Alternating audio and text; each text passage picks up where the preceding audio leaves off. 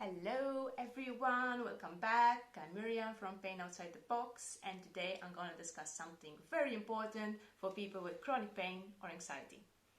Okay, so let's go back to our previous generations, years and years ago, who used to live as part of a community as well, but sometimes it was more like a tribe, and they used to have certain beliefs, of course, common to the tribe. They had to help each other to survive, okay, against the enemy and against predators. So community and being together and agreeing on common beliefs and values and plans was very, very important.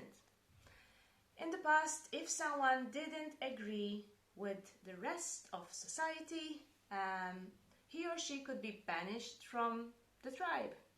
And what used to happen is that he or she may not even have survived because of predators, because of maybe being caught by enemies, okay? So in the past, being rejected by your tribe or community used to mean almost certain death or grave danger, okay? So what does this have to do with today's world and with TMS? So today we still think that rejection is very, very dangerous. So our primitive brain, each time we have a conflict with someone, each time we fail to get others' approval, there's certain fear, our primitive brain goes off and we think that we're in grave danger. And that's why some people are really, really scared of rejection, are really, really scared of being themselves and scared of confronting other people. And that's why these people fall into what we call people pleasing, which is the act of making sure that all the people around them are happy and they want to avoid conflicts as much as possible. The thing is, if you look at it logically, today, if you actually do get rejected, let's say from your workplace or even from your family, it doesn't mean certain death anymore, because today everyone is allowed a certain kind of freedom. If you leave a job or a place, I mean, you're not going to get killed immediately. So it's not so dangerous anymore, but your brain doesn't know that. So your brain wants to feel comfortable and wants to ensure that you're still in a good place with the community of people around you. And because of this, there's a certain clash that happens within individuals, and it happens sometimes very early on, that we start to develop our own inner needs and desires, but when these don't correlate to what society and teachers and parents are promoting, there's an inner conflict, okay? And good people, especially people with chronic pain, tend to reject their own deep desires, think that they are wrong maybe, and try to conform to their society's values. And what happens if this is done in the very long term is that there will be a lot of repressed anger, repressed emotions, okay, repressed desires and frustration. But because this person, it's important to him or her to keep living up to other people's ideals, he or she keeps repressing. And what does this do? In a lot of cases, if there's a lot of repression, is resentment, or simply more repression, which can lead to pain and anxiety, okay? And because, as you probably know by now, if you're into TMS at all, pain is a danger signal, okay? And it happens when something inside of you feels that you're in grave danger.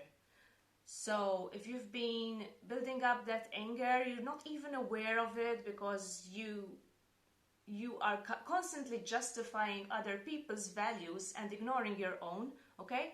That anger can build up to such a point that it can fire the danger signal in your brain, and your brain can actually produce real pain. And more often than not, that pain can actually result in an area that makes sense to you. So let's say, for example, that you've gone out running and you get leg pain after, and you blame it on the running, but in reality, that's not it. I mean, you got it in your legs because you've been running, and that makes sense to your logical brain. But in a way, that pain can actually result from the build-up of tension and emotions in your body. Okay? So another thing that I briefly mentioned already, and which I have to go into in more detail, is the feeling of resentment, okay? Because there are two ways in which people react to this, or two ways in which people become people pleasers. So one of them is by totally repressing their inner needs and not even being aware that they're not living up to their own dreams or ideas, or hardly being aware.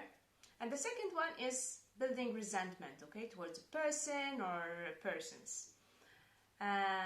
So when people feel resentment, they know that they're not living in accordance with what they want to be doing, but they're so afraid of conflict that they just keep on building the resentment instead. So they just keep thinking about what a certain person said or did without actually confronting that person, because they're so afraid of conflict.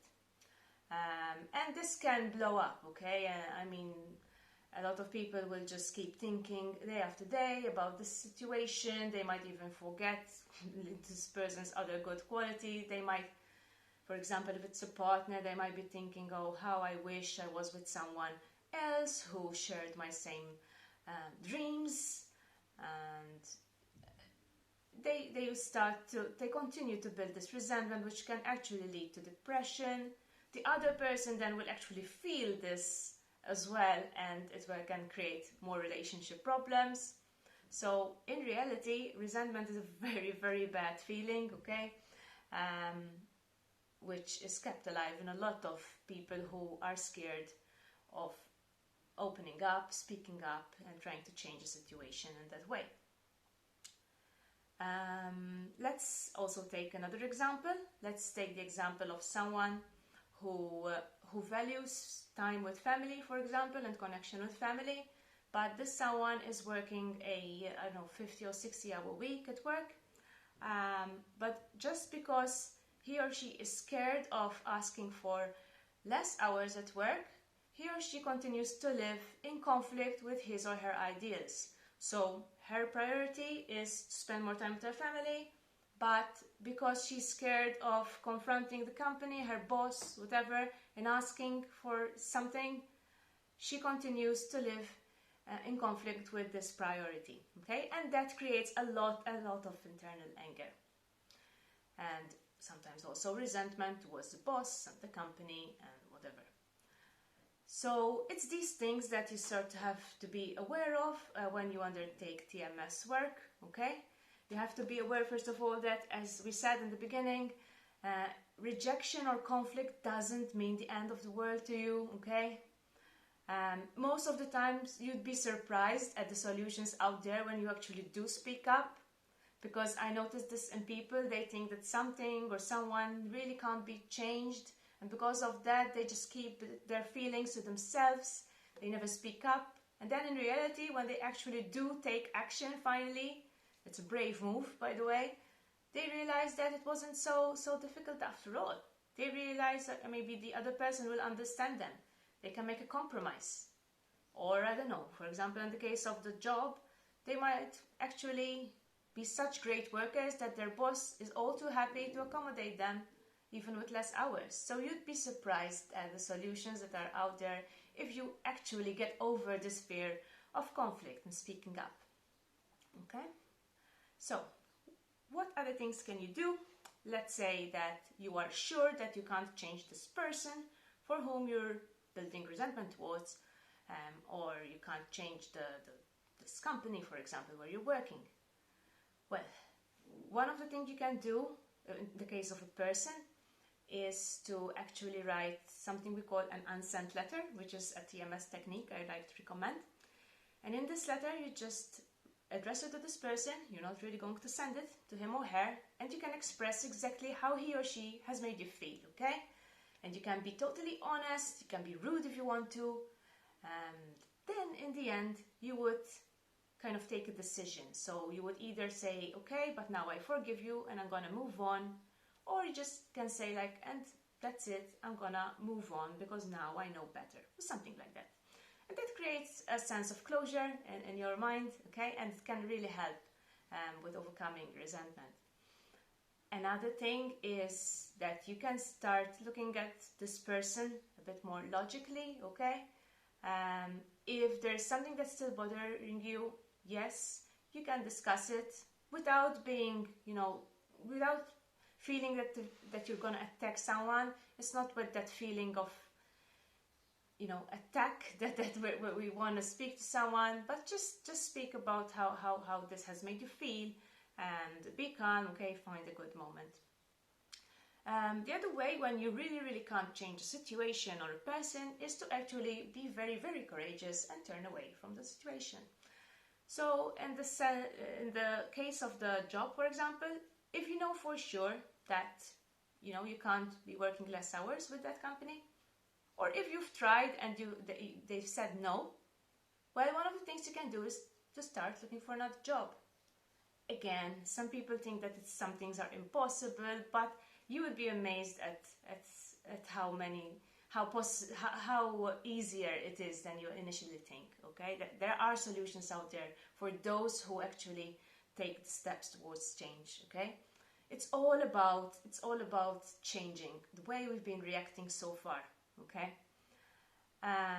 And unfortunately, our subconscious brain hates change, okay? That's why we keep ourselves in this situation. That's why we keep postponing speaking up. That's why we keep avoiding conflict, because we prefer this familiar situation to something unknown or different, okay?